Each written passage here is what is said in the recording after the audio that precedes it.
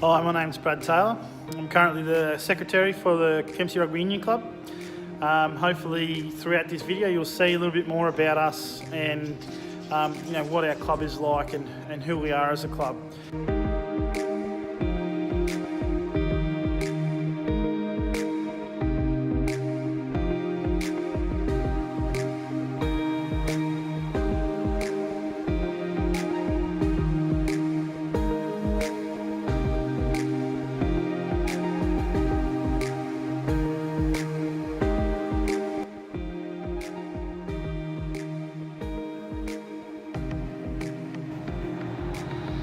We're very lucky here on the Mid-North Coast, especially our club, that we don't operate on council land. We actually have a lease with a private owner, and so we're responsible for all of our own maintenance, our own bills, water, everything. And if we do need the fields mowed or anything in the off-season, we have to pay council to do that for us. One of the things that you'll see in the video is that a lot of our equipment, tables, chairs, where our supporters and our fans sit, is really exposed to the outside world. And with the roof not being enclosed, we have pest and vermin problems, which cost a lot of money for us to deal with each year. And it's a safety hazard that we're trying to avoid, because we have to clean the tables and chairs down every game, before each game, the week leading up to it. And we want to eliminate this cost in the future by having this clubhouse enclosed, which would make it a great facility. What this would mean to our club, everything. We'd be able to hold more functions, we'd be able to have theme nights more often, which we do have a lot of. We have a lot of after game functions and stuff like that, but in the middle of winter it gets down to 0, -1 out here at night, and we have to brave those elements just to run a theme night. We still have fun, we love it, and we'd still do it if we didn't get the grant, but it would allow us to have more family-friendly events out here, where parents would be much more willing to keep their kids out here and support the club and be part of our club culture, which is a very friendly club.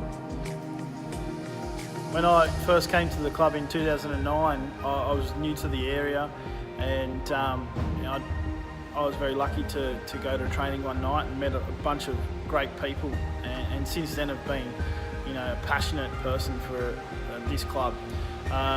In one of my roles in 2011, I took on an under-14 side that was mixed under-14s league and under-14s rugby players, both Indigenous and non-Indigenous boys, and had an absolute ball with them. They were fantastic kids, and we've seen those boys progress both in rugby league and in rugby union. Some of those boys have gone on to national teams.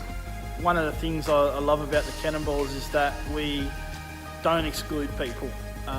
We want people to turn up to our games. We want people from all walks of life to play our game. We think the game of rugby is one of the best around in any sport, and we're very inclusive, and we're extremely happy this year when the local zone rugby decided to put Sevens women's rugby on as a permanent fixture. We'd love it to be a continuous thing. Our ladies, the Cannonballs, they love rugby. They've been around rugby and supporting the rugby club in other roles, and it's high time that they also got some recognition. What are we looking for in terms of monetary support through this grant? Well, we'd love $250,000, and I think every club in the world would love to have that kind of money, but I think we would love to be a bit more realistic and apply for in the range of about $150,000, because at this stage we've been quoted on this building being enclosed to a minimum standard, and it costs about $100,000.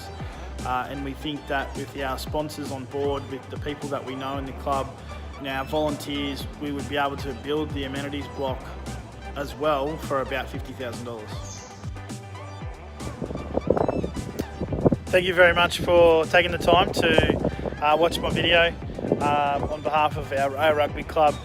We've been blessed this afternoon with a bit of sunshine finally, and I hope that this will highlight the fact that we do need a helping hand.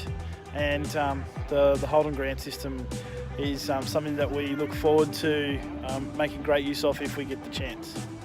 Thanks again.